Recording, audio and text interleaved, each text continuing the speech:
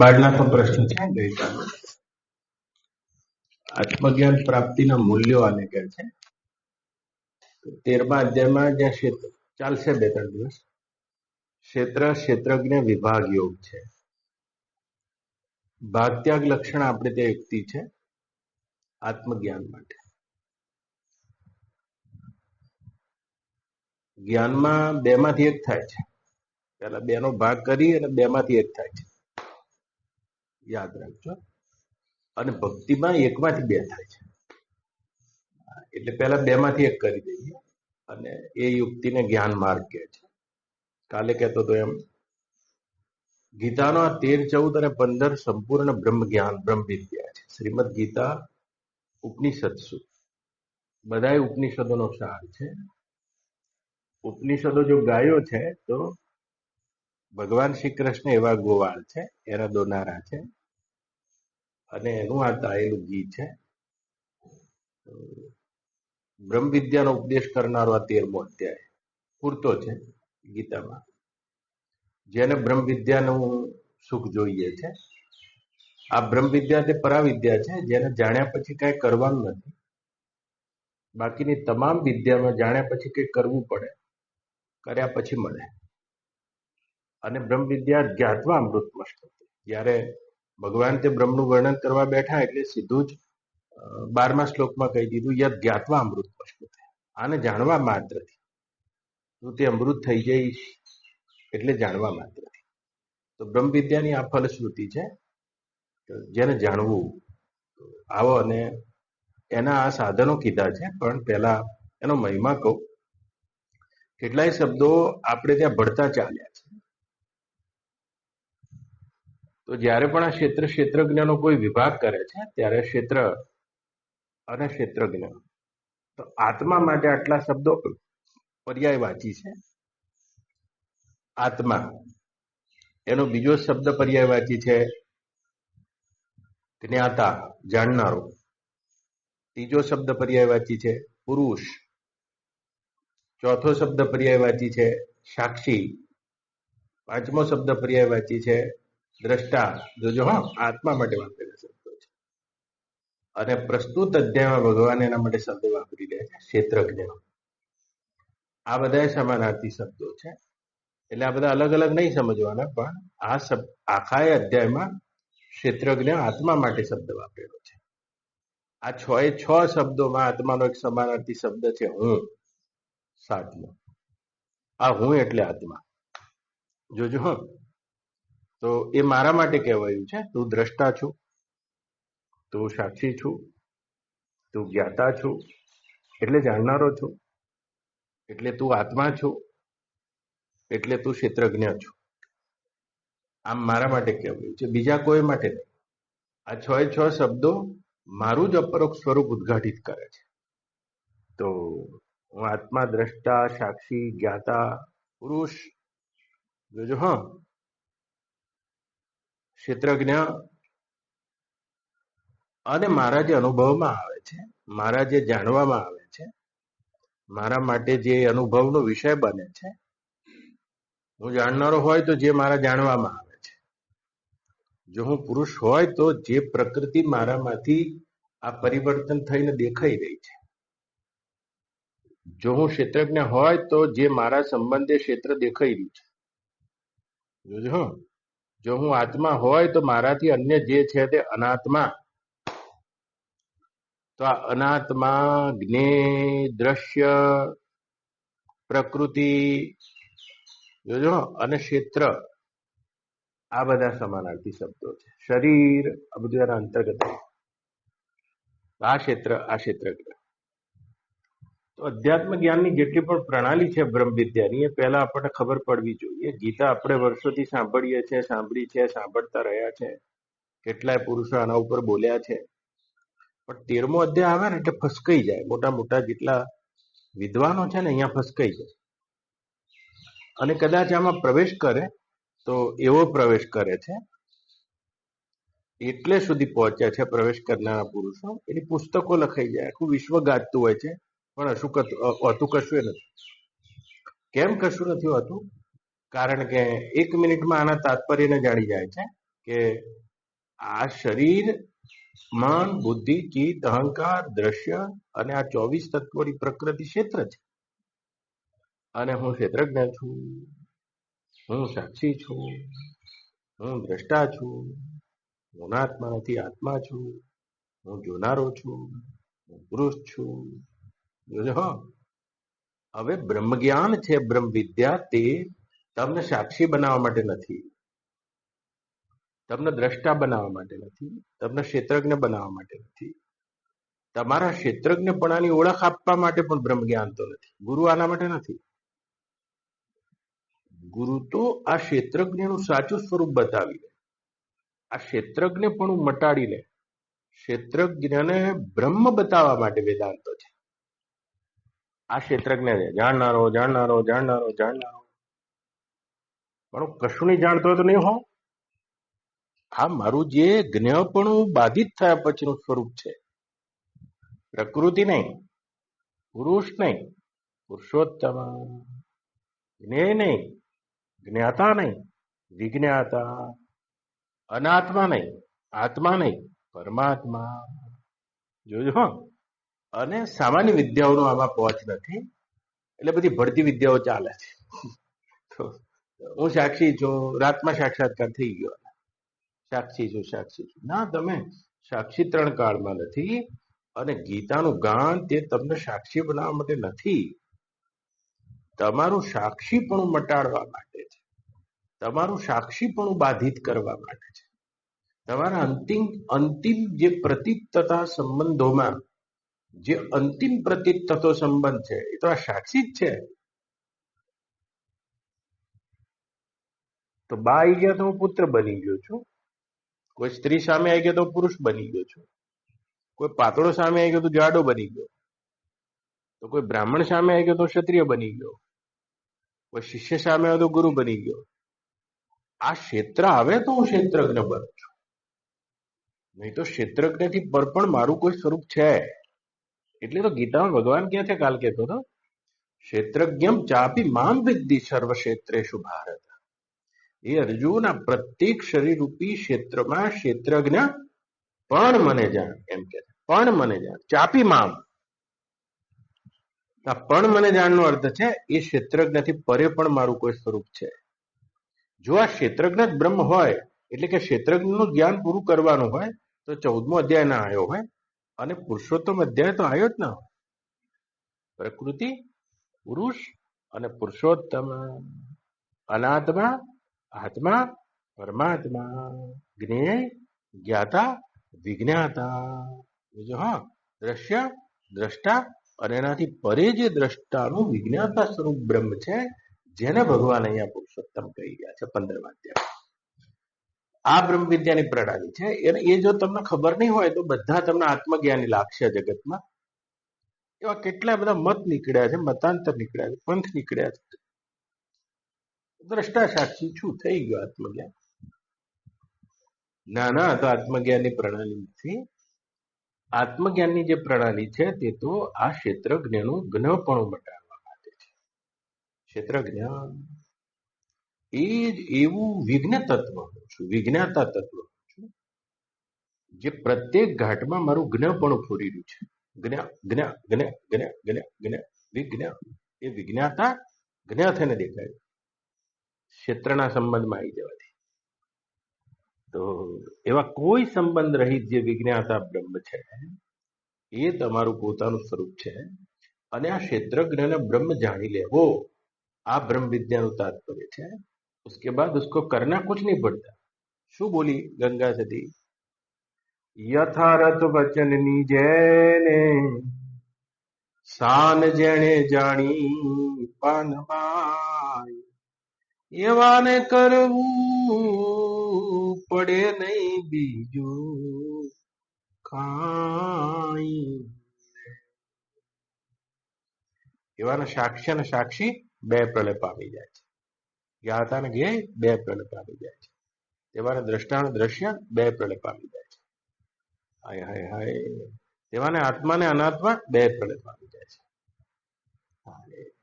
તો આ એક બોધ યુક્તિ છે. આ અનાત્મા છે, તમે આત્મા છો. પણ એ આત્મા તમે કોણ છો? આ બ્રહ્મ વિદ્યાનો સિક્કો છે. અને ત્યાં ગુરુની જરૂર પડે છે. એ તો હું સાક્ષી આત્મા છું, ત્યાં ગુરુ નહીં જરૂર પડતી તમારે.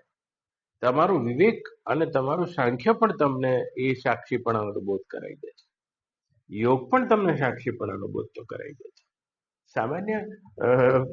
સામાન્ય લોકો પણ આ સાક્ષી બધા આટલું વેદાંત ચાલે છે. તમે 10,000 ગીતાની ટીકાઓ ઉઠાવો અને મોટા મોટા પુરુષોની ભૂલ તમને દેખાઈ આવશે. તમે લખાઈ ગયેલા બધાને શાસ્ત્ર ના માનશો. અનુભવની પ્રણાલી તો બિલકુલ જુદી જ છે બાળના. અને જેમ જેમ તમારો અંતર અભ્યાસ વધતો જશે તેમ તેમ તમને આ બધા કેટલા ઉભા છે દેખાઈ આવશે.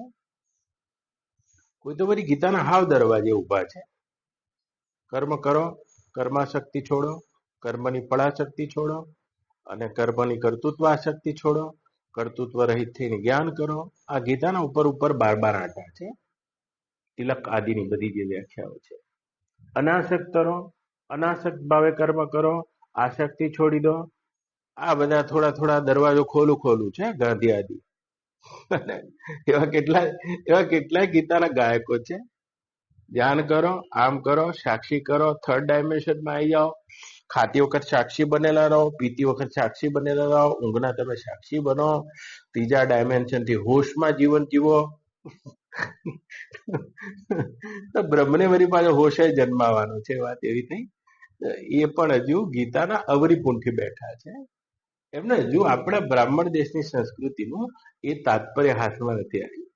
અને આપ ખારી ખાત હે બેચે જાય કપૂર, અને કપૂર વેચે જઈ રહ્યા છે. કોકે વળી એક આવડી હળી કાઢી છે. અને આવડી હળીમાં તો કે આવો ભાવ કરો, આવી ભક્તિ કરો, આવી ભક્તિ કરો, આ ભક્તિ કરો એટલે આ થશે, આ થશે. હૃદયના ભાવને પલાળો. આ પણ ગીતાનું તાત્પર્ય તો પણ નથી. એ પણ હજુ બારી ખોલી છે અને બારીમાંથી જોઈ રહ્યા છે અંદર કેટલા ખંડ છે, શું છે. આ તો કેવાય કોચી મારા એવા કોઈ મેરમ ગુરુજીને હાથ લખા એ લાવો જો કૂચીઓ તો કાળા આજે ઉગડે. પણ કૂચી મારા મેરમ ગુરુજીને હાથ. તો નહીં હોય એવું નહીં હોય. આ ગીતાના તાત્પર્ય જાણકાર આ ધરતી ઉપર ના હોય એવું ના બને. પણ વર્તમાનનો સમય એમના જાહેર થવાનો કદાચ નહીં હોય, માટે જાહેરમાં આ બધું ડીડક ચાલે છે. તમને અશાંત, તમે તડકામાંથી આયા છો જુઓ, અને તડકામાંથી અહીં આયા છો તો આ પંખો ચાલુ, તમને ઠંડક થઈ ગઈ. તમે એકદમ અશાંતિમાંથી આયા છો અને અશાંતને પ્રાણ સ્પંદન નિરોધા, પ્રાણની રિધમ બદલાતું તમને શાંતિ મળવા લાગે. લો કે શ્વાસને જોયા કરો છો, તમને જેમ તડકામાંથી છાયડામાં શાંતિ મળે એમ પ્રાણની રિધમ બદલાઈ જાય તો વૃત્તિની રિધમ બદલાઈ જાય છે થોડી વાર માટે. અરે આ મનમાં શાંતિ જન્માવા માટે વેદાંતો નથી યાર.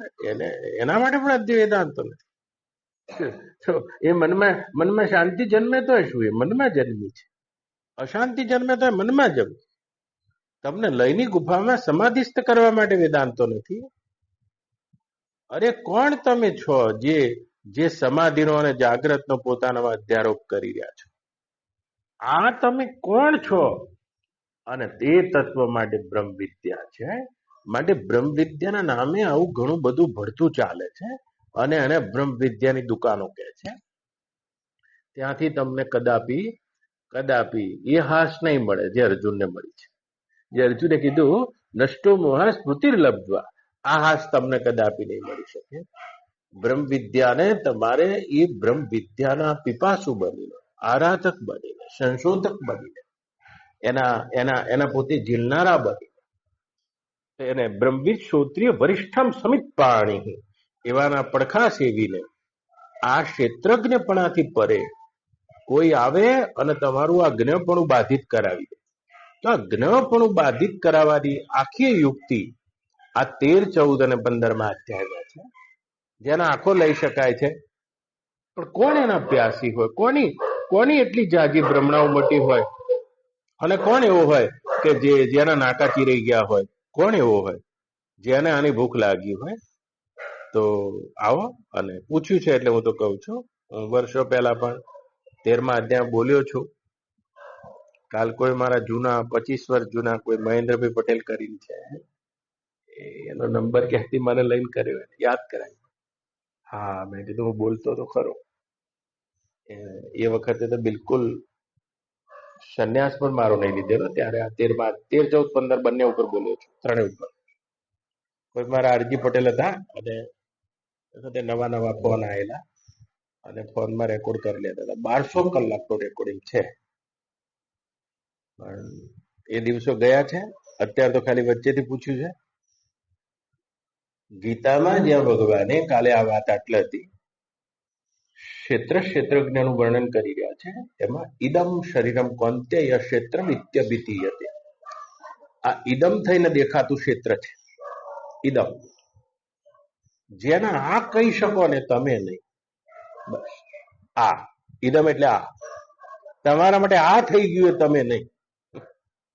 આથી તમે જુદા જ. બસ આ ને સૂર્ય, ચંદ્ર, તારા, બા, આ માઇક, અરે આ ચામડાના શરીરની મર્યાદા કરીને તમે આ દેહને હું માનો? શરીર પણ તમારા માટે આ, મન તમારા માટે આ, બુદ્ધિ તમારા માટે આ, ચિત્ત તમારા માટે આ. અરે અહમ રૂપ ફરના થાય છે. मैं बैठा हूं, मैं खा रहा हूं, मैं जा रहा हूं, मैं देख रहा हूं, मैं सो रहा हूं, मैं जाग रहा हूं. ये मैं जो स्फुरण हो रहा है, वो भी आपके लिए तो इदम ही है. ઇદમ. અને જે ઇદમ વિભાગ છે, આ વિભાગ છે, ઇદમ અને અહમ એવા બે વિભાગ છે. એવો જે ઇદમ વિભાગ છે, ઇદમ એ તમે નહીં. તો આ ઇદમ વિભાગને, ક્ષેત્રને ભગવાન 24 તત્વોમાં વર્ણિત કરી અને એના 7 વિકારો આ અધ્યાયમાં બતાવ્યા છે. તો જેને આ ઇદમ કપાઈ ગયું છે, એને અહમ છે તે ક્ષેત્રજ્ઞ છે, અને એનું સ્વરૂપ હવે ભગવાન વર્ણન કરવા જવાના છે. ઇદમનું એમને વર્ણન કરી દીધું છે. મહાભૂત્યાની અહંકારો બુદ્ધિમ વ્યક્ત એવ ચ ઇન્દ્રિયાણી દશેંકમ ચ પંચેન્દ્રિય ગોચરા ઈચ્છા દ્વેષ સુખમ દુઃખમ સંઘાત ચેતના ધૃતિ ઇતિ ક્ષેત્રમ સમાસેન સવિકાર મુદામતમ. આ વિકાર વાળી 24 તત્વોની પ્રકૃતિ ઇદમ થઈને ઓળખાય છે. કોઈક દિવસ આનું ઓપરેશન કરી શકાય છે, કર્યું છે. પણ આ પ્રકૃતિ છે એટલું તમે જોઈ ગયા, વિભાગથી જોઈ ગયા કે આટલી જગ્યાએ હું નહીં. જોજો, તો હું એટલે કોણ? તો આ ક્ષેત્રજ્ઞનું વર્ણન હવે સીધું 7મા શ્લોકથી ચાલુ થઈ જવું જોઈએ, પણ ભગવાને કર્યું નહીં. ભગવાન એના 12મા શ્લોકથી ચાલુ કર્યું. વચ્ચે 5 શ્લોકો આત્મજ્ઞાન પ્રાપ્તિના મૂલ્યો બતાવ્યા કે આ ક્ષેત્રજ્ઞનું જ્ઞાન કોને થાય, એનું મેરિટ શું, એની સ્થિતિ શું, એની સાધના શું, એના સાધનો શું, અને એવા 20 સાધનો બતાવ્યા છે જે તમે પૂછ્યા છે. ભગવાન તો એમ પણ બોલી ગયા, એતદ જ્ઞાનમ ઇતિ પ્રોક્તમ અજ્ઞાનમ તદનોન્યથા.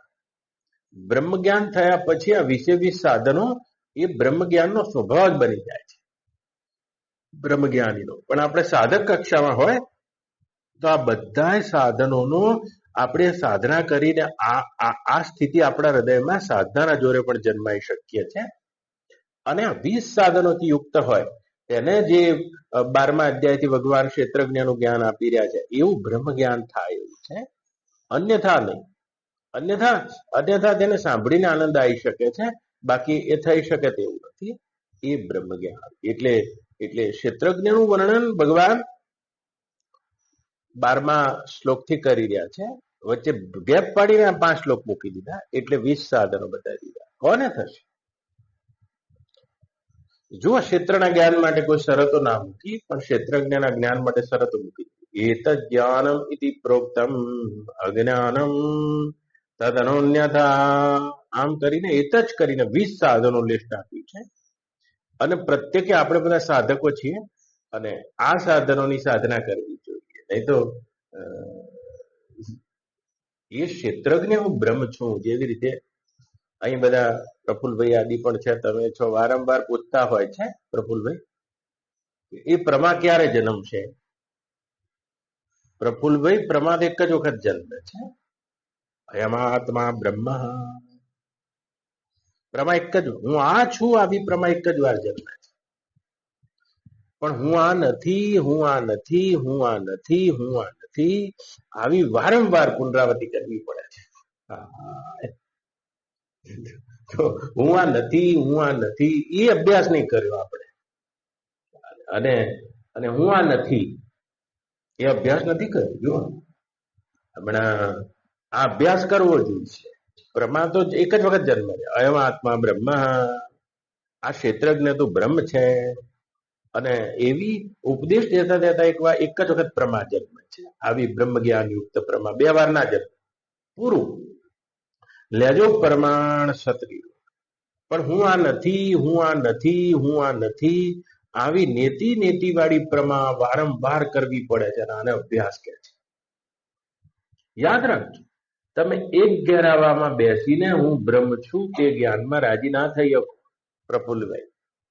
એક દેહના ઘેરાવામાં બેસીને, એક વૃત્તિના ઘેરાવામાં બેસીને, એક દેહ તો દેખાય છે ખરો બહારના, પણ તમને તમારું નામ તો દેખાતું હોય. એવા નામના અધ્યારોપમાં બેસીને હું બ્રહ્મ છું તેનો સ્વાદ ના લઈ શકો. જેવી રીતે ગણિતનો ક્લાસ ચાલતો હોય તો ગણિતમાં એક સ્વાધ્યાય હોય અને સ્વાધ્યાયના જવાબો છેલ્લા પાને, એક દાખલો હોય અને એનો જવાબ હોય. તો જવાબના પાના મોઢે કરી દીધા હોય તો પરીક્ષામાં પાસ ના થઈ શકો. એક દાખલાનો 432 જવાબ આવે છે, ગોખીલો જવાબ, પણ ના, તમે પાસ નહીં થઈ શકો કૌશિકભાઈ. 432 જવાબ લખી દેશો તો પણ, કારણ કે આ જવાબ કેવી રીતે આવે છે એ તમને ગણતા નથી ફાવતું. તો ઝાલાજી ગોખો, હું બ્રહ્મ છું, હું બ્રહ્મ છું, હું બ્રહ્મ છું, હું બ્રહ્મ છું. આ તો છેલ્લા પાનાનો જવાબ છે. અને એ છેલ્લા પાનાનો જવાબ તમારો જવાબ નહીં બની શકે, કારણ કે હું બ્રહ્મ કેવી રીતે છું. અને આ ઉપદેશની પ્રણાલિકા છે. તો એ ઉપદેશની પ્રણાલિકા છે. હું ક્ષેત્રજ્ઞ બ્રહ્મ કેવી રીતે છું.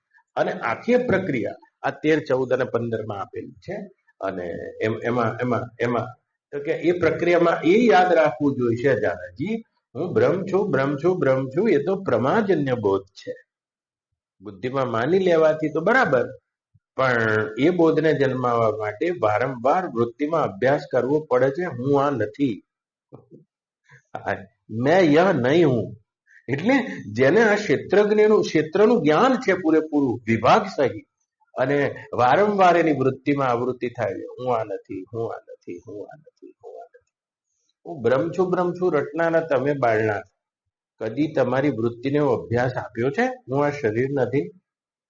તમે પ્રફુલભાઈ એવો અભ્યાસ આપ્યો છે કે આ મન હું નથી, બુદ્ધિ હું નથી, ચિત્ત હું નથી, આ સુખ હું નથી, દુઃખ હું નથી, દ્રશ્ય હું નથી? શું વારંવાર તમે આવો અભ્યાસ આપ્યો છે? અને એવો અભ્યાસ આપેલો નથી.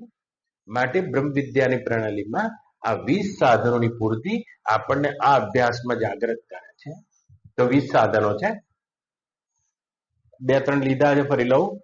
ભગવાન કહી રહ્યા છે, શ્રી ભગવાન વાચ અમાનિત્વમ અદંભિત્વમ અહિંસા શાંતિ આર્જવમ આચાર્યોપાસનમ શૌચમ સ્થૈર્યમાત્મ વિનિગ્રહ ઇન્દ્રિયાર્થેષુ વૈરાગ્યમ અનહંકાર એવ ચ જન્મ મૃત્યુ જરા વ્યાધિ દુઃખ દોષાનુદર્શનમ અશક્તિર્ન અભિસંગ પુત્રદાર ગૃહાદિષુ નિત્ય ચ સમચિત્તત્વમ ઇષ્ટ અનિષ્ટ પપત્તિષુ મયી ચાન્યેન યોગેન ભક્તિરવ્યભિચારિણી વિવિક્ત દેશ સેવિત્વમ અરતિર્જન સંસદી અધ્યાત્મ જ્ઞાન નિત્યત્વમ તત્વ જ્ઞાનાર્થ દર્શનમ એતજ જ્ઞાનમ ઇતિ પ્રોક્તમ અજ્ઞાનમ તદનોન્યથા. આ 20 વસ્તુથી વિપરીત જેટલું છે તેટલું અજ્ઞાન છે એમ કે છે. કાલે કહી રહ્યા હતા પેલું અમાનિત્વમ. આ પહેલું લક્ષણ છે. જેને આત્મજ્ઞાન કોને થશે? જેને આ મૂલ્યોની સાધના કરી છે, જેને આ મૂલ્યોને પ્રગટાયા છે, જેને આ 20 લક્ષણો વાળી સ્થિતિને હૃદયમાં ધારણ કરી છે, એને આત્મજ્ઞાન થાય છે. ઈચ્છા કરવા માત્ર વાળાને નહીં, યાદ રાખજો. ખાલી ઈચ્છા કરવા માત્ર વાળાને બોધની સ્થિતિ નહીં. ના, એ સ્થિતિ નહીં. તો કે કોને? અમાનિત્વમ. પોતાનામાં શ્રેષ્ઠતાના ભાનનો અભાવ, અને આને અમાનિત્વ કહે છે. કોઈ પણ પ્રકારની શ્રેષ્ઠતાનો પોતાનામાં આરોપ કરી લેવો, માનીપણ. તો જુઓ, આ માનીપણું છે એ આત્મજ્ઞાનના અભાવમાં જ ઊભું થાય છે. એ અનંત અને શુદ્ધ, અખંડ, પરિપૂર્ણ અનંત ગુણોનું નિદાન એ બ્રહ્મને પોતાનો આત્મા જાણતા નથી. એટલે પોતાના કંઈક માનીએ છે, અહીંથી જ માનીપણું ચાલુ થઈ જાય. તો માનો પછી. તો માનવા માટે તમારે બીજાનો આધાર લેવો પડશે. કશું એ બીજાનો આધાર લીધા વગર જ તમે તો બ્રહ્મ છો. આવી અનંત અને સૃષ્ટિ તમારામાં ચમકી રહી છે, અને એ બ્રહ્મ તમે તો છો. પણ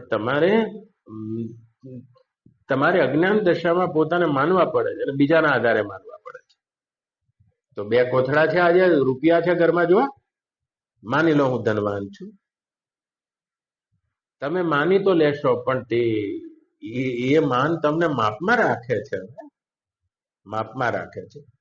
તમે તરંગ બની ગયા તો સામે હવે તમને નાનું તરંગ દેખાશે. એ તમારામાં વિશેષતા દેખાડે છે.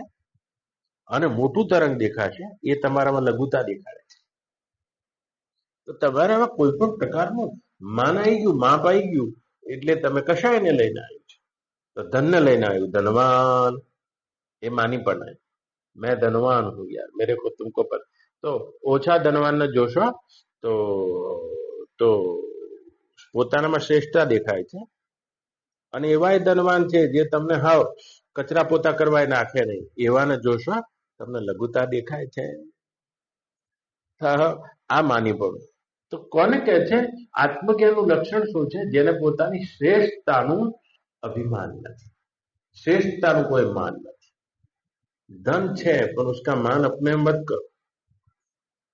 જોજો, પ્રતિષ્ઠા છે પણ એનો માન પોતાનામાં ના કરો. માન એટલે માપ. રૂપ છે, સુંદરતા છે, સંબંધો છે, શક્તિ છે, સામર્થ્ય છે, યાદ રાખજો. અને આ બધામાં તપ છે, ધ્યાન છે, યોગ છે. અરે જોજો, જ્ઞાન છે. મોટા મોટું અભિમાન જ્ઞાનનું હોય છે, સમજણ છે. ખાલી હવે બ્રાહ્મણના ઘેર જ જન્મ્યા છો તો એ તમારું માન જાય છે? બળના જઈએ કે છે, આ જઈએ કે છે. આ તો દેશના ઋષિની કરુણા છે. તમારામાં પશુત્વના સંસ્કારોને કાઢવા માટે આને સંસ્કાર નાખ્યા.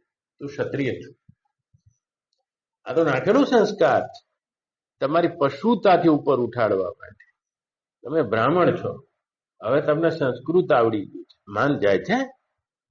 નહીં જઈ શકતું, નહીં જઈ શકતું. અને સમજણનું જ્ઞાન, સમજણ છે તમારે, અને તમને સંસ્કૃત બોલતા આવડે છે. તો જ્ઞાન છે ને બાળના, તે જ્ઞાન સૌથી મોટું માન પોતાનામાં કરે છે, અભિમાન કરે છે. યાદ રાખજો. જેટલા પણ એક એવો વર્ગ જેને આપણે બ્રાહ્મણ કહીએ છીએ, એ જે તે કાળમાં કહેતા હશે, પણ અત્યારે જેટલો પણ બુદ્ધિજીવી છે, જે બુદ્ધિના સ્તરે કંઈક જ્ઞાન થયું છે, અને આ જ્ઞાન એનામાં માન છોડે, માપ છોડે છે. યાદ રાખજો. ને એક એવું વિજ્ઞાન છે, જે વસ્તુનું તમને અભિમાન થાય છે એ તમારી પાસે બિલકુલ અલ્પ હોય છે. એ વસ્તુ અતિ વધતી જાય તો એ માન છૂટતું જ જાય. આવો નિયમ છે. ઓછી વસ્તુનું બહુ અભિમાન. યાદ રાખજો. ખાલી ચણો વાગે ગણો, અધૂરો ગણો છલકે ગણો. પૂર્ણતા અને પૂર્ણતાનું અનુસંધાન જ આ માનીપણું છોડે છે. અને આ સૌથી મોટું જ્ઞાનનું શત્રુ હોય તો માની હો જાના. અને માની માણસ જોજો, પોતે પોતાના વિશે જેવી માન્યતા ધરાવે છે એવો બીજો ધરાવવો જોઈએ. બસ આ જ એના જીવનની દોડ છે. એ તો તમારી માન્યતા જ છે. તમે ધનવાન છો, તમે ધનવાનોને જોયા જ નથી. એ તો તમારી માન્યતા જ છે ઝાલાજી. આપણી બધાની માન્યતા જ છે હું રૂપાળો છું. તમે રૂપવાન પુરુષોને કે સ્ત્રીઓને જોઈ જ નહીં, હજુ જોઈ જ નથી. તો આ તો તમારી માન્યતા જ છે, પોતાના સ્વરૂપના વિપરીતમાં ખડી થયેલી, કે હું આમ છું, હું આમ છું, હું આમ છું, હું જ્ઞાની છું, હું સમજણો છું. એવા તો હજુ જ્ઞાની જોડે તમારો પલ્લો જ નથી પડ્યો, હજુ એના દર્શન જ નથી થયા. તો અમાનિત્વમ હો ધ્યાન. જો તો જ્ઞાનની સાથે આપણે ત્યાં બહુ એક વસ્તુ સરસ શબ્દ આવી ગઈ કે વિદ્યા વિનયન શોભતે. વિદ્યા તો હોય, જ્ઞાન તો હોય, સમજણ તો હોય, પણ એક નમ્રતા હોય, એક એવું. તમે જોજો, જેની પાસે બેસીએ અને જેના જ્ઞાનનો ભાર આપણને ના લાગે, એના વ્યવહાર, એની સહજતા, એની રહેણી, તો તમે તમારા પૈસા સાથે બોલો આ બધામાં જુદા પડ્યા વગર ભળી શકો છો? તમારા રૂપ સાથે તમે બધામાં ભળી શકો છો? તમારી સાધના સાથે તમે આ બધામાં ભળી શકો છો? તમારા જ્ઞાન, સમજણ, તમારી જાતિ અને આ કશા સાથે તમે આ બધા સાથે ભળી શકો છો? અને આને કહે છે અમાનિત્વમ. પણ તમે તો જુદા જ પડી જાઓ છો. આ માન છે તે તમને એ બ્રહ્મથી જુદા પાડે છે. એમ માન રે મૂકીને તમે આવો જો मैदान माने. પણ આ વાત अपने को अपने स्वरूप से विपरीत कुछ मान लेना और उसी में डटे रहना, તો ફિર તો કે એમાં વાંધો શું બાપજી તમને પડે છે? ભગવાન કૃષ્ણ શું વાંધો છે? જ્ઞાનને એને શું વાંધો છે? વાંધો બહુ છે. જેવી તમે તમારા વિશે માન્યતા રાખી છે એવી જ માન્યતા બધા રાખવા જોઈએ. તો માની માણસને, અભિમાની માણસને એક બહુ જ મોટી રોટલા કરતા પણ ભૂખ હોય છે માનની. मान पुड़ी है जहर की, खाए सो मर जाए, चाह उसी की राखता, सो भी अति दुख पाए. તો એ બહુ મોટી એને ભૂખ હોય છે. રોટલા કરતા પણ વધારે ભૂખ માનની હોય છે.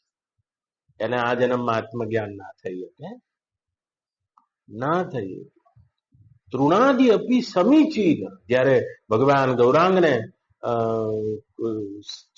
ચૈતન્ય મહાપ્રભુને કોઈએ પૂછ્યું કે આત્મજ્ઞાન કોને થાય છે, આ બ્રહ્મ જ્ઞાન કોને થાય છે, આ ભક્તિના તાત્પર્યો કોને મળે છે, કે જે તૃણથી પણ વધારે સમીચીન, નમેલા છે, તૃણથી પણ વધારે કોમળ છે.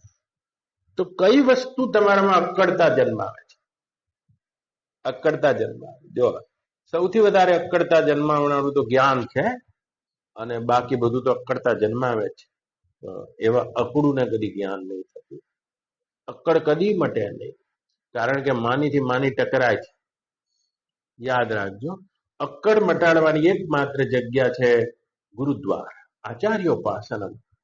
પણ ત્યાં પણ જેની અક્કડ બની જાય છે, આ તો વિલા મોડે ગુરુના ઘેરથી પણ પાછા જાય છે. તો જ્ઞાન એવું નથી, જ્ઞાન એવું નથી બાળનાર જે ચોપડીમાંથી અને થોથા પોથામાંથી નીકળશે.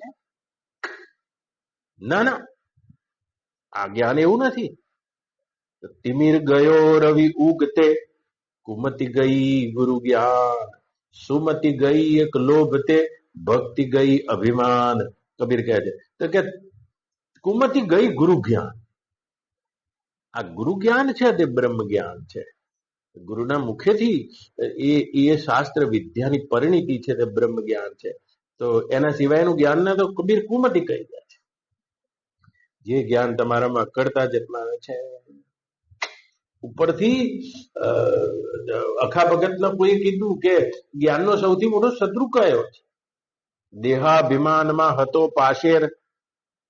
જીવ જન્મ્યો અને એ વખતે એના દેહમાં અભિમાન થાય છે, મેં યા હું આ. પણ આ અભિમાન બહુ મોટું નથી થાનકી ભાઈ, આ તો પાશેર જ છે. દેહાભિમાનમાં હતો પાશેર, વિદ્યા ભણતા વાધ્યો શેર. વિદ્યા ભણી ગયું, વિદ્યામાં આવડી ગયું. એક મિનિટ બોલ્યા વગર નહીં રહી શકે. જો આપણે બધા બોલ્યા વગર કોણ નહીં રહી શકતું? આજ માની કેમ એને બતાવવા કોશિશ કરે છે? એ બતાવવા કોશિશ કરે છે પોતાની શ્રેષ્ઠતા બતાવીને માન ખાવું અને બીજાનું ધ્યાન આકર્ષિત કરવું. મનોવિજ્ઞાનમાં એક બહુ જ મોટો રોગ છે ધ્યાન આકર્ષવાની એક મનોનબળાઈ. તો બધાનું ધ્યાન મારા ઉપર કઈ રીતે આકર્ષિત થાય? એટલે હું તો કઈક છું જ ને, હું કઈ સાધુ જ છું ને યાર, આજકાલનો થોડી છું. અને આ ધ્યાન આકર્ષિત દેહાભિમાનમાં હતો પાશેર, વિદ્યા ભણતા વાદ્યો શેર. 2 મિનિટ ચૂપ ના રહી શકે. જ્ઞાનીની વ્યાખ્યા તો એ છે જે ચૂપ રહી શકે. જ્ઞાનીની વ્યાખ્યા તો એ છે કે જે ભળીને એકાકાર થઈ શકે છે. અજ્ઞાનીની વ્યાખ્યા એ છે જે ચૂપ ના રહી શકે, બોલે છે, બોલ કરે છે, જુદો પડે છે અને ધ્યાન આકર્ષિત કરે છે. એની પરિચ્છિન્નતા તો બનેલી છે, મેં હું. અને આવા વ્યક્તિને પોતાની વ્યક્તિત્વની જાહેરાત અને વ્યક્તિત્વની પૂજા માટે પ્રયત્ન કરવા પડે છે. અને વ્યક્તિત્વની પૂજા કરવા માટે પ્રયત્ન કરવા પડે છે. અને આવા પુરુષો કદી પણ આ જન્મમાં તે બ્રહ્મ વિદ્યાના તાત્પર્યને પ્રાપ્ત થઈ શકતા નથી. અમાનિત્વમ અદંભિત્વમ. બીજું તો જો માની જેટલા હશે એને દંભ કરવો પડશે. કારણ કે માન ખાવાની ઈચ્છા છે અભિમાનીને, અને એટલા માટે એને દંભ કરવો જ પડશે. જે પોતે નહીં એવા રજૂ થઈને દંભ કરવો પડશે. યાદ રાખજો. એને બધું શણગાર કરીને જ કરવું પડે. બસ એને શણગાર કરીને જ બોલવું પડે. ધ્યાન આકર્ષિત કરવું છે એટલે ચૂડેલ નાખેલ કરવા પડે. જેને ભવાઈમાં નાટક કરવું છે એને પાવડર લીટ લગાવ્યા વગર નહીં અવાય. એને ખબર પડી જાય કાળો બેચ છે, ગળો દેખાવા માટે આખેલ કરે છે. તો જુઓ દંભ ક્યાં હોતા હે. દંભ શું છે બાળને? જેવા તમે બિલકુલ ભીતર છો જ નહીં. યાદ રાખજો. તો બે પ્રકારનો વ્યવહાર હોય છે બાળના. એક સહજ સ્ફૂર્ત વ્યવહાર અને એક દંભ સ્ફૂર્ત વ્યવહાર. સહજ સ્ફૂર્ત, જેવી રીતે તમે જઈ રહ્યા છો અને કોઈ ભિખારીએ તમારી પાસે હાથ લાંબા કર્યા, તમે સહજ સ્ફૂર્ત દયાથી 10 રૂપિયા દઈ દીધા છે, તો આ સહજ સ્ફૂર્ત વ્યવહાર છે. પણ રોજ તો તમે નતા હાલતા એમ. પણ આજે તમારા ગુરુભાઈ ઝાલાજી જોડે બેઠા છે ગાડીમાં, તો તમારે 50 નોટ હાલવી પડશે. ઝાલાજીને ખબર પડવી જોઈએ કે બાળનાથ તો કે દાની છે યાર. તો એ 50 રૂપિયા આપવાની પાછળ તમારા હૃદયની જે ભીનાશ છે તે કારણભૂત નથી. એ 50 રૂપિયા આપવા પાછળ તમારી ધ્યાન આકર્ષણ કરવાની જે રીત છે, જે તમારા ભીતર નથી એ બતાવવાની કોશિશ છે. સહજ સ્ફૂર્ત થઈને તમે આપ્યા હોત તોય વાંધો નતો, અને તમે ના આપ્યા હોત તોય દેશના ઋષિને તો વાંધો નથી. સહજ સ્ફૂર્તમાં દેશના ઋષિને પાપ આચરણનો પણ વાંધો નથી, પણ દંભયુક્ત આચરણમાં દેશના ઋષિને પુણ્યનો પણ વાંધો છે. કારણ કે પુણ્યમાં તમારું તે તાત્પર્ય નથી. તમારું તાત્પર્ય તો તમે જે બિલકુલ ભીતર નથી અને તે ભીતર નથી એવા બહાર બનવા માટેની જે દંભ સ્ફૂર્ત વ્યવહાર છે. સહજ સ્ફૂર્ત વ્યવહાર તો મોટા મોટા પાપીઓને આપણે અહીંયા તરતા જોઈ લીધા છે. અને આપણે તો કોઈ પાપ કર્યું નથી, તો કે આપણે કેમ તરતા નથી? આપણી પાપ દબાઈ દેવામાં રુચિ છે અને પુણ્ય વધારીને કહેવામાં રુચि છે. તમે જોજો ये दम्भ क्या होता है. छोटे बच्चे को भी हम सिखाते कि देखना हो ऐसा नहीं चलेगा, ऐसे रहना, अच्छाई करना, नहीं तो हमारे कुल की इज्जत का क्या हो जाएगा. सच्चा बोलना, सच्चा करना, ऐसा रहना, हमारी कुल की इज्जत का क्या होगा. તો નાના છોકરાઓને પણ આપણે હૃદયથી સારા બનવા માટે પ્રેરણા નથી, સારા બનીને જે ઇજ્જત મળવાની છે એ ઇજ્જત સાચવવા માટે પ્રેરણા. અને એટલા માટે દંભી થઈ જાય છે વ્યક્તિ. તો કોઈ પણ મા બાપ હોય, તો અમારા બા હોય તો શિક્ષણ મને આલ્યું હોય અને એમને આલ્યું છે કે આપણે સારા બનવાનું, બસ આ સારા બનવાનું ફળ આપણે શું કર્યું છે કે આપણે સારા બનીશું, આપણે દાની બનીશું, આપણે મંત્ર દીક્ષિત થઈશું, આપણે કોઈ ગુરુના ઘેર જઈશું, આપણે કોઈ ગરીબોમાં પૈસા વેચીશું, આપણે આપણે આપણે ગામમાં બધા કરતા બધા દારૂ પીવે છે આપણે નહીં પીએ, અને આપણે બધી આ રીતે કરીશું તો આપણા કુળની ઇજ્જત રહેશે અને આપણને ઇજ્જત મળશે.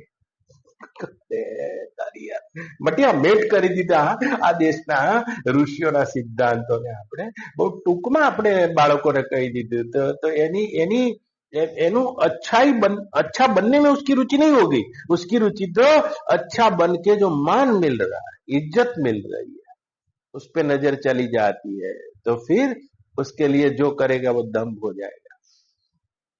अच्छा होना, अच्छा बनना, अच्छा रहना, सहज स्फूर्त रहना. और बुरा बुरा तो बुरा, આ તો ગુણ દોષની સૃષ્ટિ છે. એ બુરાઈ છે તો બુરાઈને બિલકુલ જેમ છે તેમ અચ્છાઈની માફક પ્રગટ કરી દે છે.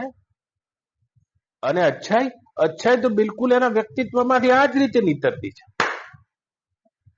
ઝાલાજી ગાડીમાં નતા બેઠા તો એના હૃદયમાં દયા તો હતી, એ સહસ્ફૂર્ત વ્યવહાર હતો.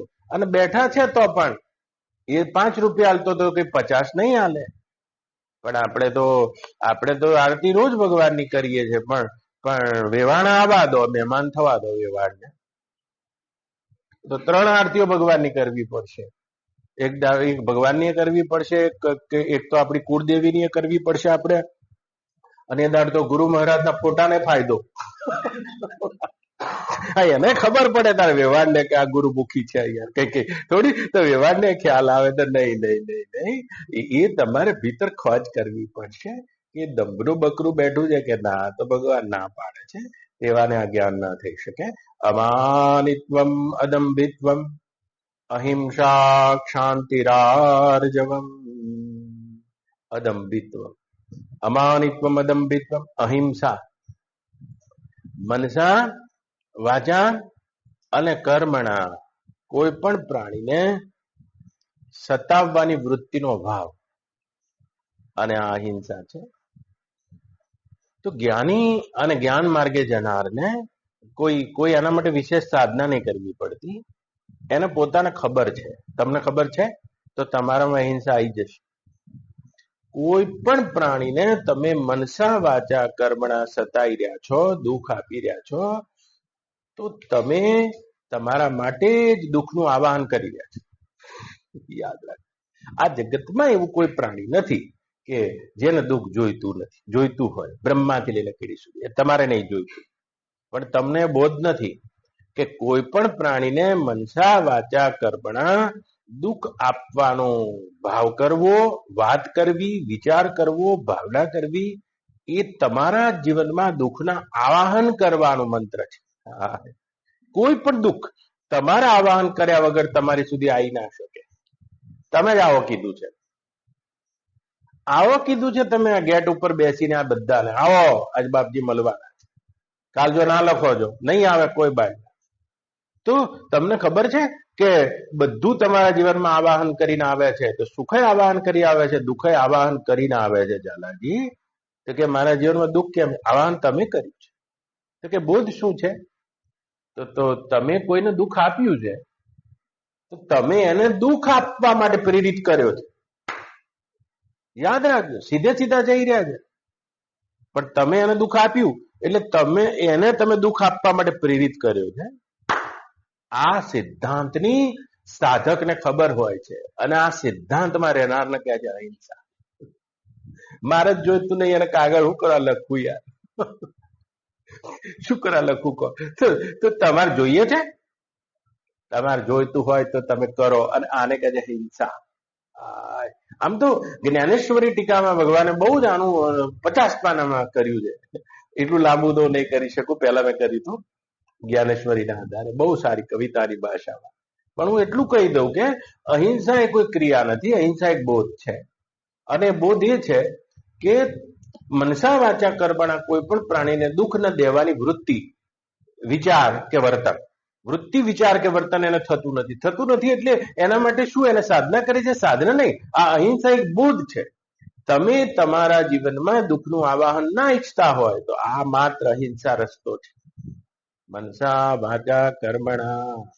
તો કોઈ પણ પ્રાણીને ક્લેશ ના આપવો. અને 5 પ્રકારના ક્લેશ છે: અવિદ્યા, અસ્મિતા, રાગ, દ્વેષ, અભિનિવેશ. તો જોજો હો. તો કે કોઈ પણ પ્રાણીને ક્લેશ ના આપો. ને અવિદ્યા, ન બેવકૂફ બનો ના દૂસરો કો બેવકૂફ બનાવો. બીજાનો બેવકૂફ બનાવી રહ્યા જો, અવિદ્યાનો ક્લેશ છે. મરી ગયા. આ ક્લેશ મળશે. અસ્મિતા, ના પોતાનામાં કોઈ અસ્મિતાનો બળાવો કરો, ના બીજાનામાં કોઈ અસ્મિતા વધે એવા વચનો કહો કે તું તો આમ છે, તું તો આમ છે, તું તો આમ છે, તું તો બહુ મોટો માણસ છે ને યાર, તારા જેવો તો કોઈ નહીં યાર. અથવા તો તું બેકાર માણસ છે, તું જવા દે ને યાર, તારામાં કશું નહીં ને યાર, તારામાં 2 પૈસા નહીં યાર, તું બુદ્ધુ છે. અસ્મિતા નામનો ક્લેશ છે. એ પણ જ્ઞાનીને બીજાને ના આપે તો એને કોણ વળતો ટપાલ લખનારું છે? વળતું તો કોઈ. આ જગત છે તે એક પ્રતિધ્વનિનું નામ છે, યાદ રાખજો. જગત એટલે પ્રતિધ્વનિ. આપણે એક જ જગતમાં નહીં રહેતા. તમારું જગત જુદું છે, મારું જગત જુદું છે, નાના બાળકનું જગત જુદું છે, બાનું જગત જુદું છે. દરેકે પોતાની આજુબાજુમાં એક જગતનું નિર્માણ કર્યું છે. અને એ જગત કયું છે હેમેન્દ્રભાઈ? જગત એટલે તમારું જગત એ તમારા ધ્વનિનો પ્રતિધ્વનિ છે. એ તમારા પ્રતિધ્વનિનું નામ તમારું જગત છે. તમારું કે બાપા રે 2 ટાઈમ ખાવાય નહીં મળતું, કોઈ પૂછતું નહીં, છોકરા તો મને રાખતાય નહીં, પાડોશી તો મને પૂછતું નહીં, કોઈ જગ્યાએ મારો મેળ નહીં. પણ આ કયું જગત છે યાર? આવું તો ક્યાં અહીંયા કોઈ જગત છે જ નહીં યાર. અહીંયા તો ક્યાંય કલયુગે નહીં, અહીંયા તો કઈ દ્વાપરે નહીં, અહીંયા તો સતયુગે નહીં. આ કયો યુગ છે? તમે કયા યુગમાં જીવો છો? તો જગતને બ્રહ્મનિષ્ઠ પુરુષો પ્રતિધ્વનિ નામ આપે છે. આ જગત તે પ્રતિધ્વનિનું રૂપ છે. અને તમારો પ્રતિધ્વનિ કલયુગનો છે, તો તમે કલયુગમાં છો. તમારો પ્રતિધ્વનિ દ્વાપરનો છે. મારો કાપો, તમે દ્વાપરમાં છો. તમારો પ્રતિધ્વનિ ત્રેતાનો છે, તમારો પ્રતિધ્વનિ સતયુગનો છે. અને જો તમારી જીવદશા મટી ગઈને છે, કોઈ પ્રતિધ્વનિ જ નથી, તો તમે તમારા બ્રહ્મ સ્વરૂપમાં છો. પણ તમારી પ્રતિધ્વનિનું નામ જગત છે. અસ્મિતા, રાગ. આ રાગ નામનો ક્લેશ પણ એ બીજાને નહીં આપતો. પોતાની મોહબ્બતમાં કોઈને ફસાવતો નથી અને બીજાની મોહબ્બતમાં ફસતો નથી. આ હિંસા છે. કોઈની મોહબ્બતમાં ફસતો નથી, પોતાની મોહબ્બત. દ્વેષ, એ દ્વેષ નામનો ક્લેશ પણ નહીં. અને અભિનિવેશ, પોતે મરી જવાનો છે તે ભ્રમ છેવતો નથી અને બીજા મરી જશે તેની રાહ જોતો. હાય. અને આનું નામ અહિંસા છે. અમાનિત્વમ, દંભિત્વમ, અહિંસા, શાંતિ. શાંતિ એટલે ક્ષમા. આ બહુ મોટો ભાવ છે, બહુ મોટો ભાવ છે. તો કે ક્ષમા કેમ આપી શકે છે? આપણે નહીં આલી શકતા, આપી શકતા છીએ. પણ એ કેમ આલી શકે છે? તો એ આલી શકે છે સાધક. એનું કારણ છે, કારણ કે સાધકને પોતાની મર્યાદાનું જ્ઞાન છે, એટલે ક્ષમા આપી શકે છે. મરી ગયા જોજો. તમે ક્ષમા નહીં આપી શકો, હું ક્ષમા નહીં આપી શકું તમને, પણ ક્ષમા આપી શકે છે એની વાત થઈ રહી છે. તો ક્ષમા એ આપી શકે છે જેને પોતાની મર્યાદાનું જ્ઞાન છે. મર્યાદાનું જ્ઞાન છે. એક વ્યક્તિ દોડતો આવ્યો છે અને નિમિ જનક બેઠા છે. આપણા કુલ 21 જનક થયા, એમાં નિમિ રાજા જનક બેઠા હતા. અને એક વ્યક્તિ આવ્યો અને એકદમ નિમિ જનકને પગે લાગી ગયો છે. વિષ્ણુ પુરાણની કથા છે. પગે લાગીને કહે છે કે હે રાજન, મારા અપરાધોનો મને દંડ આપો. પણ કે શું અપરાધ કર્યો છે? તારા માટે કહીશ કે આ મારા માટે કહીશ? કે મેં કર્યું તો કશું નથી, પણ કોઈની પણ સુંદર સ્ત્રી જાય છે તો મને એમ થાય છે કે હું આના જોડે પરણું. કોઈનું પણ ધન જોઉં છું તો મને એમ થાય છે આ ધન લઈ લો. કોઈ પણ વ્યક્તિનો ઊંચો ચડેલો જોઉં છું તો મને એમ થાય છે કે આનો પાછો પાડી દો. કોઈ પણ વ્યક્તિમાં ગુણ જોઉં છું તો મારામાં અમર્ષની લાગણી થાય છે. તો કે હું કરતો કશું નહીં, પણ મારા મનમાં આવું થાય છે. હે મહારાજ જનક, હું આનો દંડ લેવા તમારી પાસે આવ્યો છું. એટલે કીધું કે હું તને ક્ષમા કરીશ, હું તને દંડ નહીં આપું, હું તને ક્ષમા કરીશ. નહીં કે મને દંડ આલો. પણ કે દંડ આપવો હોય તો એટલો જ દંડ આપું છું, હું ક્ષમા તને કરું તું યાદ રાખજે, પણ તને તારી આ મર્યાદા ખબર પડી ગઈ ને. હવે ક્યારે કોઈ તારી સાથે આવું વર્તન કરે તો જેમ તારામાં મર્યાદા છે એમ એનામાં મર્યાદા છે, એમ સમજીને તું શાંત રહેજે.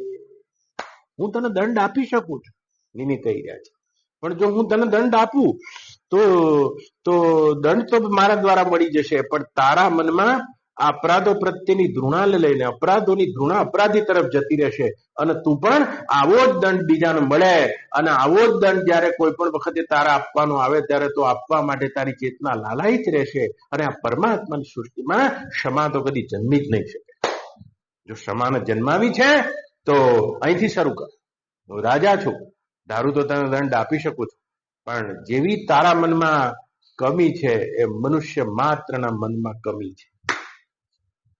શું તમને બાળલા આવી ખબર ખરી? અને આને કહે છે શાંતિ. શાંતિ. આ જેનામાં છે તે આત્મજ્ઞાનનો અધિકારી છે.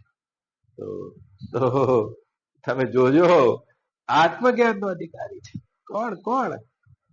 આમ્રપાલી નામની વેશ્યા હતી, અને ભગવાન બુદ્ધ જયારે મગધમાં પ્રવેશ કર્યો પાટલીપુત્રમાં, ત્યારે આમ્રપાલી વેશ્યા અને બધા નગરજનો ભગવાન બુદ્ધના દર્શન કરવા આવ્યા હતા. અને કોઈએ કીધું આમ્રપાલી પણ દર્શન કરવા આવવા માંગે છે. તો આનંદને કીધું એટલે ભગવાન બુદ્ધે કીધું આવા તો કીધું. બધા શેઠ ઉભા થઈ ગયા અહીંયા, પાઘડીઓ મોટી મોટી. નહીં કે બનતે તમે પાટલીપુત્રમાં પહેલી વખત આવ્યા છો, જે આવે છે પાપીણી સ્ત્રી છે, પાપ કર્યું છે. ભગવાન બુદ્ધ એકદમ હસવા માંડ્યા છે કે આ પાપીણી સ્ત્રીનું આ પાટલીપુત્રમાં સ્થાન એટલા માટે છે કારણ કે આ જેના પાપ જાહેર નથી એવા તમારા જેવા શેઠ અહીંયા બેઠા છે. આ તો રહી જ ના શકે જો તમે શેઠ લોકો આના જોડે બેસવાના 1 લાખ રૂપિયા થતા હતા આમ્રપાલીના એ જમાનામાં. મોટા રાજા અને શેઠ સિવાય તો આ 1 લાખ રૂપિયા પાટલીપુત્રમાં કોની પાસે? અને મેં જાણ્યું છે કે આ પાટલીપુત્રના બધા શેઠ આજે બુદ્ધનો ચહેરો જોવાને માટે આવ્યા છે. જોજો તો પાપીને દંડ આપવાની જે આપણા વૃત્તિ છે, એ બીજાને દંડ આપવાનો જે આપણા મનમાં એક અભરકો છે, એની નિંદા કરવાની જે વૃત્તિ છે, એની પાછળ અને આ ક્ષમાવૃત્તિમાં શું ફેર છે? સાધક એને કહે છે જેને પોતાની મર્યાદાનું દર્શન છે. મનુષ્ય એને કહે છે જેને પોતાની મર્યાદાનું દર્શન છે. કદી કોઈ વાર કોઈના રૂપિયા લેવાનું મન થયું છે બાળના? કદી એ મનમાં વ્યભિચારનો વિચાર આવ્યો છે ઝાલાજી? કદી એ મનમાં કોઈના પ્રત્યે ઈર્ષ્યા થઈ છે? કદી એ ઝાલાજી ઈર્ષ્યાના તે ક્ષેત્રમાં તમે મને ગુરુ માનો છો, ગુરુને છોડ્યા છે? કદી એ છોડ્યા નથી. અને આ બધી માનવીય મર્યાદાઓ છે, જેવી મારામાં જેવી તમારામાં. શું તમને આ બોધ છે? અને આ બોધ થશે તો કોઈ પણના વ્યવહાર પ્રત્યે હૃદયમાં પ્રતિભાવ જન્મતો નથી. અને આને કહે છે શાંતિ. અમાનિત્વમ અદંભિત્વમ અહિંસા શાંતિ આર્જવમ. आर्जवम मानी सरलता होता है. सरल. जो अर्जुनનું નામ અર્જુન છે, અર્જુનમાં કોઈ ગુણ છે કે નહીં, પણ અર્જુનનું નામ જ્યારે જેણે પાડ્યું છે વ્યાસે ત્યારે પાડ્યું કે અર્જુન છે, આર્જવ છે, સરળ છે. મનમાં કુટિલતાનો અભાવ છે. छोटे बच्चे की नाई जो हो जाते. भगवान गुरुदत्त પણ નાના બાળકને ગુરુ કરે છે. મોટામાં મોટો દોષ છે મનની કુટિલતા. કુટિલ કે આર્જવ એટલે શું? જેવું કરી રહ્યા છે એવું જ મનમાં ભાવ છે, આને આર્જવ કહે છે. યાદ રાખજો, જેવી તમે ક્રિયામાં છો એવો જ ભાવ તમારા મનમાં છે. તો તમે કોઈને લાડવો ખવડાવી રહ્યા છો, જો લાડવો ખવડાવી રહ્યા છો, એની મીઠાશ તમારા હૃદયમાં આવી જશે. તમે બહાર જે કરી રહ્યા છો એ જ તમારા હૃદયમાં મીઠાશ, એની મીઠાશ તમારા હૃદય સુધી આવે કે નહીં આવે. ગણી જોજો. ખરાબ બપોરે મહેમાન આવ્યો, વેવાઈ આમ દાજે બનીને આમ શીરો બનાવતી હોય અને બહાર આમ ગોઠવીને આવો આવો રમણલાલ આવો આવો. આજે દોહરા જે ચહેરા છે, હાય હાય હાય, દેખાવે તો એક જ લાગે પણ એવાના 10 માથા જોયા. હાય, અને એક જ લાગે છે પણ એ અંદરની ભીતરની કુટિલતા એ આત્મજ્ઞાન માટે લાયક નથી. તમે નાનું બાળક જોજો, એટલે એકદમ રોવે, ક્રોધમાં આવી જાય. તમે જોજો નાનું બાળક ક્રોધમાં આવે ને તો એમ થાય કે હમણાં આખા બ્રહ્માંડ નો પ્રલય કરી દે. શિવજી નો ક્રોધ છે, બીજી મીટે હસી હશે. એના મનમાં વૃત્તિની પાછળ કુટિલતા નથી. પણ ઘણા ક્રોધ કરવો હોય છે. જોજો ઘણાની ઘેરથી એવી લાય જેવી થઈ ગયો પણ આમ જ જોઈ રહી હોય, મહેમાન ને જવા દે. મહેમાન હોય ને ના કરીએ કે યાર, અને મહેમાન ને જવાની રાહ જોઈ રહ્યા ભાઈ. તમે જોજો નાનું બાળક 1 મિનિટમાં રોતું હતું ને યાર, બીજી મિનિટે હશે ને, એટલે એને રોવાનું કૃત્ય પૂરું થઈ ગયું. જેટલું રોવું હતું એને રોઈ લીધું એટલે તરત હસવું આવ્યું છે. અને આપણે રોવું એટલું નહીં રોઈ શકતા ને. ઘણા ઘેરથી મરી ગયો જોજો, એ 20 વર્ષે રોતા હોય. એટલો મતલબ કે એ વખતે હાચુકલું નહીં રોયા. અરે રૂંગુ તો રામને આવ્યું છે યાર, હા સીતે કરીને આવ્યું છે, પણ બીજી જ મિનિટે શબરી આવી છે. મન દર્શન ફલ પરમ અનુપા, જીવ પાવઈની સહજ સ્વરૂપા. તો રોવાનું કૃત્ય પૂરું છે, હસવાનું પણ પૂરું છે, નાચ્યા તો નાચવાનું કૃત્ય પણ પૂરું છે, ભાગ્યા તો ભાગવાનું કૃત્ય પણ પૂરું છે. પણ એ કઈ કૃત્ય આપણે પૂરું નહીં. સહેમી ઘણા રોતા, એવા સહેમી રોતા. હસતા હોય તો હસવાના પૈસા પડતા હોય જાણે. એટલે અમે તારું શું બગાડ, આ તારા બાજુમાં ભાડે મકાન લઈને આયા એ દોષ અમારો યાર. સવારમાં ઘણા જોજો એ શું, આ હૃદયમાં સરળતાનો અભાવ છે. સરળ હો જાના, બચ્ચો કી નાઈ જો હો જાતે. આચાર્યોપાસનમ શૌચમ ધૈર્યમ આત્મ વિનિગ્રહ. આચાર્યોપાસન, સદગુરુની ઉપાસના. આ મને વિશે 20માં મારી મેન ચાવિયારી છે, આચાર્યોપાસનમ. હવે આ દેશમાં ગુરુ શબ્દ તો બહુ મોડો આવ્યો છે. પછી ગુરુની આગળ વિશેષણ લાગી ગયું, સદગુરુ એટલે સાચા ગુરુ. એટલે ગુરુ એટલે સાચા જ હોવા જોઈએ, પણ નકલી આવી ગયા છે ને ત્યારે પછી આવ્યું સદગુરુ. હવે હજુ એક નવા શબ્દની જરૂર પડશે, ગમે ત્યારે કોઈ કાઢશે. પણ આ દેશના ઋષિઓનો શબ્દ છે આચાર્ય. આચાર્યવાન પુરુષો વેદ છાંદોગ્ય ઉપનિષદ કહે છે. આ બ્રહ્મ જ્ઞાન કોને થાય છે? જે આચાર્યવાન છે. એવા કોઈ આચાર્યવાન, આચાર્યને ગુરુ કહે છે આપણે ત્યાં. ઘણાના આચાર્ય, કોઈ યોગ વિદ્યાના આચાર્ય હોય, કોઈ નિશાળમાં ભણાવતો, કોઈ ધર્મના આચાર્ય હોય. ના, પણ જેની દ્રષ્ટિ પડવા માત્રથી, જેના વચન પડવા માત્રથી, જેનો સંયોગ થવા માત્રથી હૃદયમાં બ્રહ્મ વિદ્યાનો સંચાર થઈ જાય અને એના આચાર્ય કહે છે. અને એ બ્રહ્મ વિદ્યાનો સંચાર કરી દે, આચાર્યવાન પુરુષો વેદ. અને માત્ર જ્ઞાન નહીં, બ્રહ્મનિષ્ઠ શ્રોત્રિય વરિષ્ઠમ. એટલે શું એના લક્ષણો કે છે દેશના ઋષિઓ? એ બ્રહ્મ જ્ઞાન છે, એટલે કે આમાં નિષ્ઠા છે.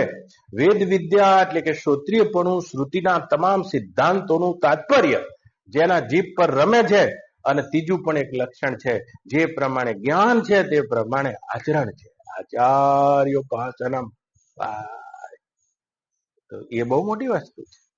નહીં તો જુઓ બ્રહ્મનિષ્ઠ પુરુષો હોય છે ઘણા, એવા બ્રહ્મનિષ્ઠ પુરુષો ઉકરડા ઉપર બેસીને જમી લે છે, પણ એ આચાર્યવાન નથી. આચાર્ય કોને કહે છે? જોજો, એક નિશાળનો આચાર્ય હોય, નિશાળનો. તમે આચાર્ય હતા ને, એને રોડ ઉપર ઉભા પકોડી ખાવી ના ખાય. મારા છોકરા ઉપર શું અસર પડશે? એક માતા બાળકને જન્મ આપે જો, પછી આને તો શું શ્રીખંડ ને પૂરી પચે છે, પણ ધવડાવે ત્યાં સુધી શ્રીખંડ પૂરી છોડી દે. એમ કેટલાક આચરણો પોતાના જીવનમાં અપનાયેલા રાખે છે. આચાર્યોપાસનમ શૌચમ. એ જરા લાંબુ છે, કાલે બોલો કૃષ્ણ કનૈયા. એ એકદમ ના પતે. આચાર્યોપાસનમ કેવી રીતે જોડે બેસવું? અમે તો એવો અર્થ કર્યો છે, જોડે બેસવું તો અર્થ થાય, સેવા કરવી તો અર્થ થાય, પણ આચાર્ય જે બ્રહ્મા બેઠા છે એ બ્રહ્મા બેસી જવાને આચાર્ય, જેની ચર્ચા કાલે કરું. તમને ઉતાવળ તો નહીં ને? તેમ તો છે ને, આ ગીતા છે એટલે હું આ રીતે ચાલીશ. ઓમ પૂર્ણમદ પૂર્ણમિદમ પૂર્ણાત પૂર્ણમુદચ્યતે પૂર્ણસ્ય પૂર્ણમાદાય પૂર્ણમેવાવશિષ્યતે. ઓમ શાંતિ શાંતિ શાંતિ. હરિ ઓમ. શ્રી ગુરુભ્યો નમઃ. હરિ. અને આ આચાર્યો પાસેનું આવું અઘરું આવ્યું. આવી 20 લક્ષણો કીધા છે, બ્રહ્મ જ્ઞાનની શરતો છે. આ ઉપાસના આવી અઘરી છે. પછી ઉપાસના તો આપણે અક્ષર લીધા ને ફોટા બનાવવા, ફોટા પૂજવા. જોજો ફોટા ઘરમાં લગાવે શું? ફોટા લગાવે તો શું આ ઉપાસના છે? એ ઉપાસનાની શું વ્યાખ્યા કાલ કહું તમને. બધાના હાથમાં નહીં આવતી. ઉપાસના આપણે આપણી રીતે કર્યા, એ કઈ દિવાલ બાકી નહીં, ફોટા બધા બધા લગાયા. ફોટા ને ધરાય ધરાય. ફોટો ખાવાનું નહીં, ખાવાનું એને ખાવાનું છે. ભગવાન ના કે કેમેરા વાળા બોલાય લાય મારો ફોટો પાડી લે, આવું બોલ્યા જ નહીં. આ કઈ ઉપાસના કે છે કેવી મારકા? આ એ કરવાની ફોટાની ઉપાસના છે, પણ ફોટા એટલે બધા ખોટા. ચોટી ગયા ફોટા ને ફોટામાં હમ જોડાઈ ગયો. ફોટામાં હમ જોડાઈ જાય, મૂર્તિમાં હમ જોડાઈ જાય. મારા ગુરુ છે એટલે ગુરુ તો કશું ગુરુ જાણતા ન એનો હમ તાજો થઈ ગયો. દિવાલે દિવાલે ફોટા બનાયા. બધું કે બાપજીને ધરાઈ ખાઓ, બાપજીને મૂકીને ખાવાનું, બાપજીને ખાધા વગર નહીં અડવાનું, આપણે નહીં ખાવાનું. આવી ઉપાસના નહીં કરશું યાર. એવી કોઈ આચાર્ય ઉપાસના છે જેને કાલે કહું એના કુલ અંગો છે. એવી કોકના હાથમાં આવે છે, બધાના હાથમાં ના આવે કશું. હા તો 2 કોડીની ઉપાસના. તમે ફોટાને ચોટી ગયા, તમારી અસ્મિતા ફોટા સાથે છે. શું ફોટો એટલે? યાદ રાખજો, આજે હું દેખાઉં છું એ હું નહીં. હું જેનું વર્ણન કરી રહ્યો છું એ હું છું. હા, જેનું વર્ણન કરી રહ્યો છું ને એ હું છું. અને એમાં બેસવાને આચાર્ય ઉપાસના કહે છે. પણ દેખાવ તો પાડી લો ફોટો, તમને આનંદ આવતો હોય પાડી લો. ધરાવો અગરબત્તીઓ, ભાવ જ છે અગરબત્તીઓ. બીજું શું? ઘણા એવા કરે છે, મોટા પાટલા મૂકી મૂકીને કરતા હોય. કોઈ ભગવાન કહી રહ્યા છે એનો ઉપાસના છે. કાલ કહું તમને, આ શ્રી કૃષ્ણના વચનો છે, રણના મેદાનમાં કહી રહ્યા છે. એક જ વાર ઉપાસના કરવાની, બીજી વાર નહીં કરવાની. ઉપાસનાનો તો અમે અર્થ કરી કાઢ્યો. આચાર્ય જેમાં બેઠા છે આસન મારીને, અહીંયા બેહી જવાની ઉપાસના. પણ એ ત્યાં સુધી જવા માટે બાકી તો થયા કરે બદલા ધરેલા ફોટા માટે મરીને મારો કાપો કરી નાખે. કેટલાય ફોટા હૃદય ઉપર પડ્યા હોય. પાછો 5મો ફોટો બાપજીનો. સિક્કો એકવાર મારો ને એના ઉપર ફરી સિક્કો મારો એટલે ડબલ પ્રિન્ટ. પતી ગયું. ગોળ ખાઈ રહ્યા હતા, ગોળ ખાતા ખાતા ચા પીધી એટલે ચા મોરી લાગશે. મોહનથાળ ખાતા હતા અને મોહનથાળ ખાતા ખાતા જલેબી ખાધી, જલેબી મોરી લાગશે. અને જલેબી ખાઈ રહેશો ને ફરી મોહનથાળ ખાવા આવશે અને મોહનથાળે મોરો નાખશે. આવી કઈ ઉપાસના હોતી છે. એટલે આ બધા શબ્દોના જયારે કોઈ ટીકાકારોનો અર્થ જોઈએ તો આપણને હસવું આવે. આવા અર્થો છે. ભગવાન ઉપાસના હોય છે, નહીં હોતી એવી નહીં. ગુરુના દેહની ઉપાસના છે. જોવા લખી છે, 40 પાનામાં લખી છે જ્ઞાનેશ્વર મહારાજે કે હવા બેસું તો અક્કલ કામ ના કરે. એવા કોઈ વ્યક્તિગત પુરુષો માટે એ સાચું છે. એવી ઉપાસના લખી છે. મારા ગુરુની હું આવી ઉપાસના કરું છું. નિવૃત્તિનાથ એમના ગુરુ હતા જ્ઞાનેશ્વર. જો જ્ઞાનેશ્વરી હોય તો વાંચી જોઈએ એમની કવિતા તો જોજો. આચાર્ય પાસન પર જે બોલ્યા છે એ પણ એના અર્થમાં સાચી છે. પણ મૂળ વાત રહી જાય, બધી જલાઈ જાય. એમાં વ્યક્તિનો અહંકાર ઉભો રહેતો હોય, બીજું કઈ મરવાની જગ્યા બને. એની ચર્ચા કાલે કરું. તેમ છે ને તમારી જોડે? ચાલો, એક સેશન